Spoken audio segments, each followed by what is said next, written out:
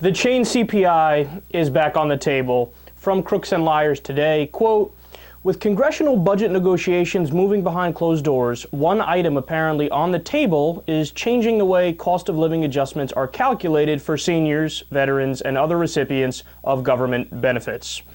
So for those of you who don't remember, the chain CPI is a way of calculating the inflation with Social Security that doesn't actually keep up with the pace of inflation. So it's a benefit cut. Listen to Congressman Keith Ellison here explain exactly what the chain CPI is.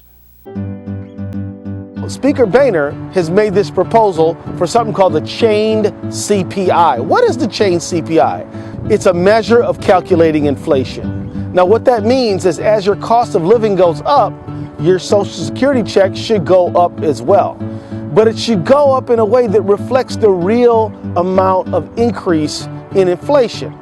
The chain CPI would be a lower measure of inflation, and it accounts for something called the substitution effect. Now what that means is that as say the price of chicken goes up, people may buy something else that costs less.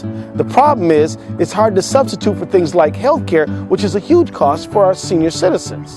The chain CPI means one thing: a benefit cut for seniors, lower amount of cost of living allowances. So everyone has a grandparent or a friend or a neighbor who relies on Social Security benefits to pay for things like medical care, food, housing. This chain CPI for a senior who's 75 years old, it'll mean about a $650 a year cut. And for somebody only getting by on $22,000 a year, that is a huge amount of money, especially if they see their Medicare costs go up as well.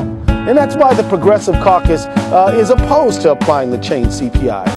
So it's a cut. It's a Social Security cut. That's the easiest way to understand it. And also, every time you hear people on the Sunday talk shows or lying politicians or anywhere really bring up, we need to reform entitlement programs, just change the word reform in your mind with cut, because that's what they actually mean. They're coming to rob you. Now, the reality is with Social Security and Medicare, these are programs that you're not a moocher for taking it. You're not a parasite. You're not somebody who's sucking off the government teat and taking something you're not supposed to. You paid into those programs your entire life. So you're simply getting back what you're owed. There's no element here of wrongdoing, but the word entitlement, unfortunately, has a connotation to it where people think that's the case, which is why we should start calling it an earned benefit program, because that's more accurately what it is. I mean, the reason why they call it an entitlement program is because you actually are entitled to it, not like you're getting something that you're not owed. And also, I should mention, Social Security has a $2.7 trillion surplus. It is the most solvent government program ever. And they act as if it's going to go bankrupt tomorrow, when number one, government programs can't go bankrupt. They can go defunct, but that's a different thing totally. Bankruptcy is something in law that only applies to, private institutions. You either choose to fund a government program or you don't. So it can't go bankrupt. And also, it's not going to even start paying out less money until the year 2037. When was the last time you heard a politician concerned about an issue that far down the road?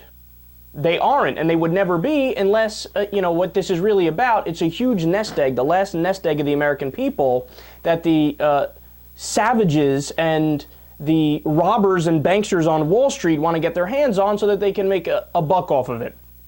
So another thing that amazes me is we have 900 military bases around the world. We spent $7 trillion in Iraq by the year 2053 when all is said and done. We give $4 billion in corporate welfare to ExxonMobil in a subsidy every single year.